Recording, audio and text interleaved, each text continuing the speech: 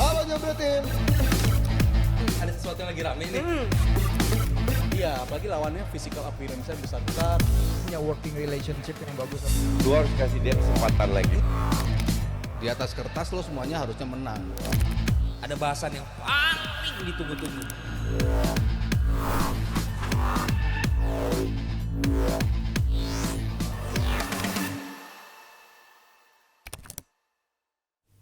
Selamat malam Jebret Tim, lagi long weekend gini jalanan lancar banget ya, pastinya bikin happy banget kayak Arsenal yang unbeaten di North London Derby di eranya Arteta. Nah ini juga mungkin salah satu faktor mengapa pelatih asal Spanyol ini dapat perpanjangan kontrak 3 tahun. Nah hari ini gue ditemenin sama dua fans Liverpool ya yang lagi sakit hati di depan fans MU yang raih kemenangan kemarin. Panji Suryono. Halo. Gue baru diajak kalau misalkan Valen nggak bisa, sama host lain pada tanggal merah juga nggak bisa. Gitu, Akhirnya ada lagi live 1 tahun nih. Ya. Dan hari ini karena kita live Panji. Emang udah setahun. Hampir setahun lah. Kan terakhir yang pas dari puncak. Kan itu terakhir. Aku aja udah Penentuannya kasih di puncak itu. Ketok palunya kan di puncak itu.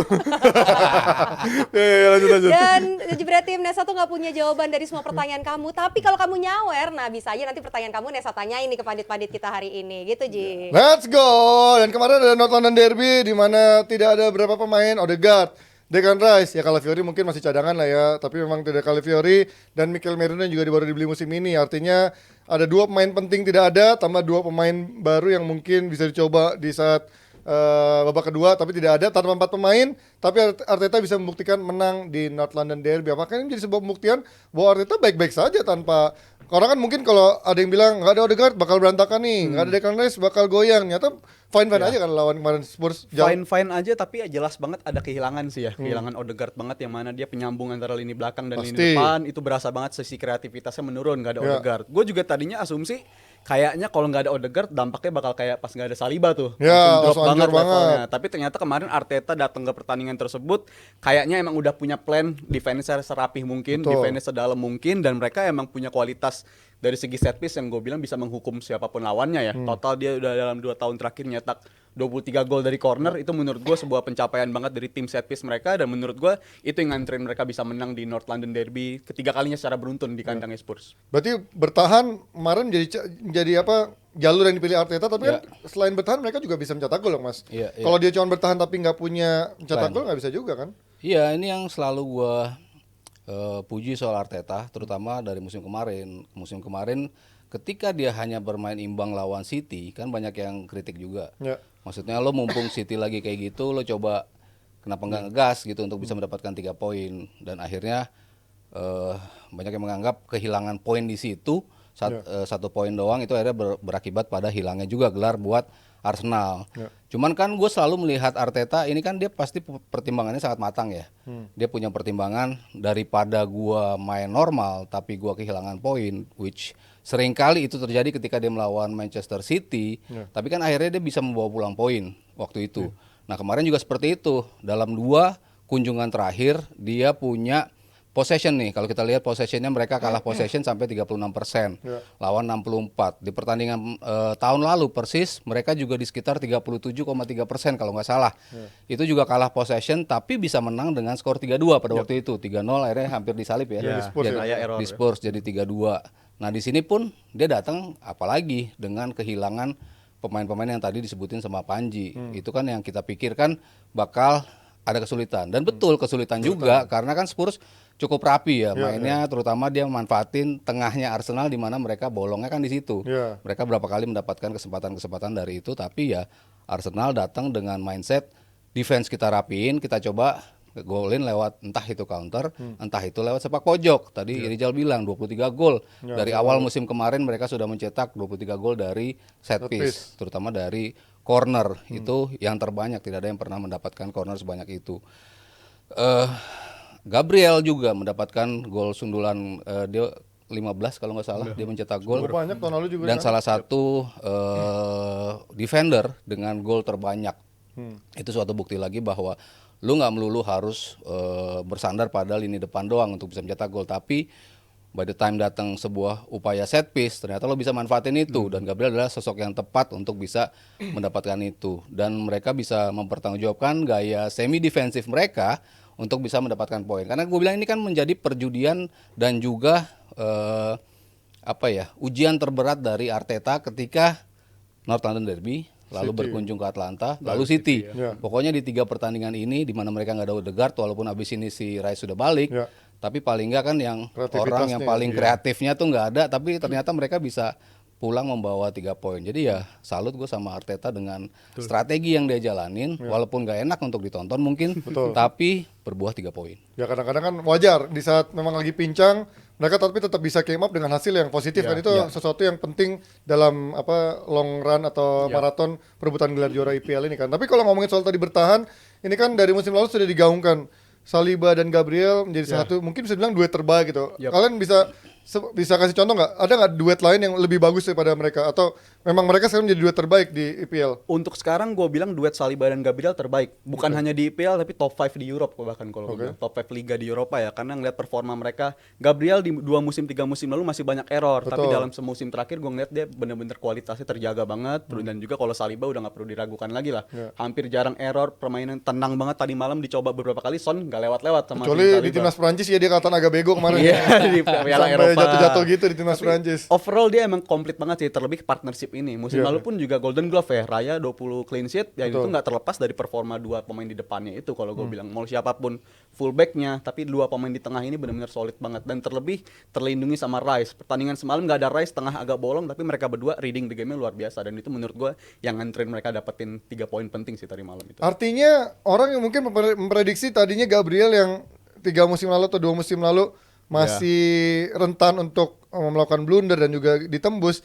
Mungkin ada orang yang mungkin mikir, oh jangan-jangan ini akan diganti Calafiori gitu. Berarti chance untuk Calafiori gantiin Gabriel susah dong mas? Atau memang Calafiori untuk menjadi bek kiri, untuk geser Timber yang sekarang ada coba juga di bek kiri kan? So far Ben White juga masih aman-aman aja di bek kanan kan? Iya, yang gue bilang kan datangnya Calafiori itu buat mempertebal sisi kiri mereka, giving balance buat Arsenal, terutama lini belakang, tengah, bahkan di depan itu.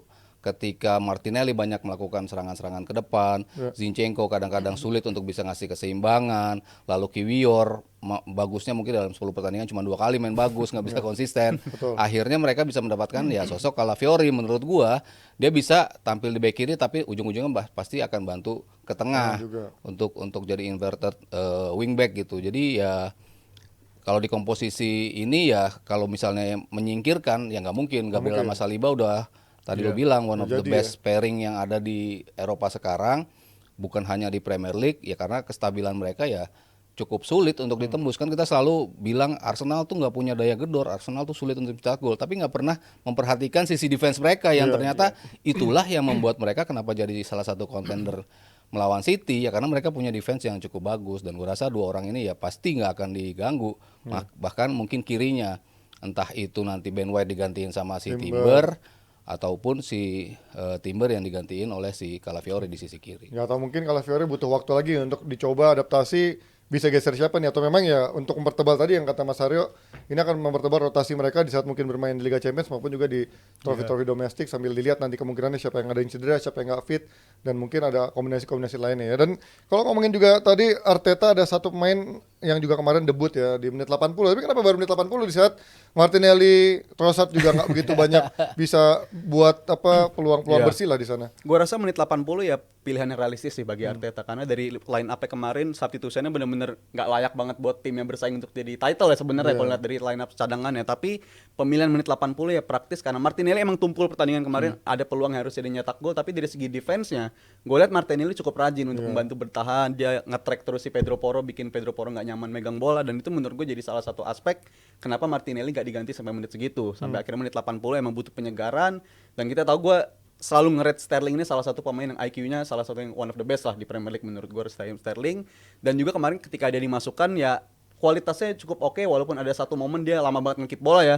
Dia nggak nembak-nembak, itu sayang banget. Tapi overall menit 80 gue rasa Arteta udah ngelakuin tugasnya udah bener sih. Nggak perlu ngubah sistem kalau sistemnya berjalan dengan baik, dan Sterling ini kan belum terlalu lama ikut latihan. Dan sistemnya Arteta ini kan sistem yang sulit lah. Siapapun yang main di posisi dia pasti sulit juga, dan menurut gue pilihannya udah tepat anak 80-an. Kemarin dia masuk barengan sama Gapsus dengan rambut yang sama ya. Kondro habis pada Ikut-ikutan. liburan dari Bali kali ya. Kondro beli gitu kan. Gimana Mas Tung melihat chance untuk Sterling bisa menembus 4 utama masih susah nggak, atau butuh 3-4 match lagi sampai dilihat match fitnessnya sebagus apa gitu? Iya, tergantung lawan sih menurut gue ya. Lawan Tergantung. Atlanta City kemungkinan dia starter mungkin nggak? Dengan lihat kemarin Martinelli nggak begitu tajam, Trossard juga. Tapi ya itu yang bisa diberikan oleh Martinelli Iya, adalah etos ya kerjanya, faktor etos kerja bantu dan defense ya. menekan back sayap lawan. Itu Oke. kan yang selalu gue puji dari Martinelli. Terutama ntar kalau lawan City ada Walker ya di sana. Ya, gimana caranya back lawan lo nggak maju? Lo tahu gimana kalau Pedro Porro udah nyaman ada di posisi wingback, itu kan si Spurs kan bakal tampil luar biasa dengan taktik-taktik Inverted bola-bola fullback-nya pendeknya. itu Iya, itu yang ngebuat kenapa Martinelli terus dipasang sampai menit-menit terakhir. Dan dia kan lagi-lagi gue bilang Arteta kan jeli banget dan penuh pertimbangan ketika melakukan pergantian. Ya walaupun berapa kali gue kritik juga di 2 musim terakhir, kadang-kadang pergantiannya telat, kadang-kadang pergantiannya nggak tepat, tapi belakangan dia sudah mulai, ya itu karena 2 tahun dia akhirnya Prosesnya nyoba-nyoba ini kan. prosesnya, akhirnya dia udah mulai matang menilai pemainnya. Trossard sama Martinelli kan 2 pemain yang itu punya sisi untuk bantu defense-nya yang lebih tinggi dibandingkan Sterling. Sterling kan nyaris nggak pernah ya, dia selalu terisolasi Defense kurang dia. di kiri atau di depan, pokoknya nggak pernah masuk ke 2/3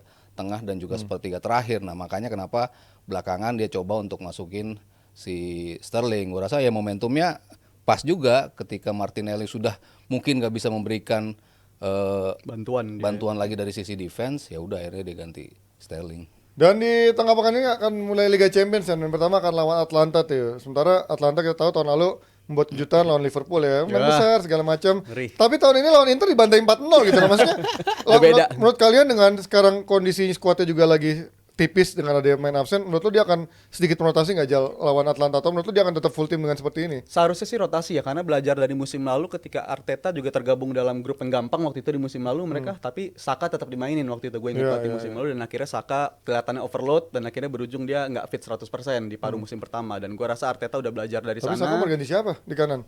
Sterling kan Sterling kanan, mobile oke. mas, Sterling mobile bisa nge-cover semua posisi, dan gua rasa emang perlu dilakukan karena kalau dari line up lini depan praktis sampai 4 pekan hampir nggak ada perubahan ya, selalu itu aja, mungkin tuker-tukeran Trossard atau Martinelli aja. Betul. Tapi untuk pertandingan Atalanta kita udah tahu juga Atalanta yang sekarang udah nggak, mungkin sekarang belum nemuin performa terbaiknya kayak di musim lalu karena ada beberapa pemain cabut juga, dan gua rasa Arsenal punya kualitas ya, walaupun harus bergantian 2 atau 3 pemain. Rice bisa balik, dia butuh ngebalikin match fitness dia lagi, dan gua rasa rotasinya mungkin di depan aja. Arteta jarang ngelakuin rotasi yang full satu tim kayak gitu, jadi mungkin bakal disisain beberapa pemain intinya sih buat Atalanta. Kapan Sterling debut Mas menurut lu?